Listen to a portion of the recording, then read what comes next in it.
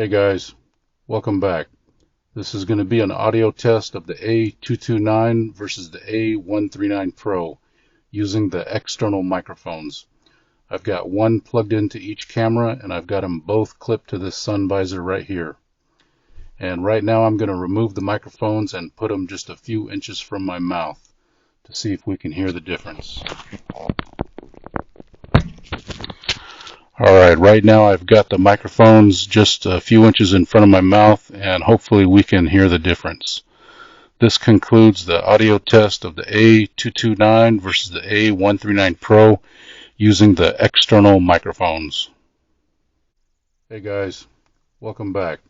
This is going to be an audio test of the A229 versus the A139 Pro using the external microphones. I've got one plugged into each camera and I've got them both clipped to this sun visor right here. And right now I'm going to remove the microphones and put them just a few inches from my mouth to see if we can hear the difference.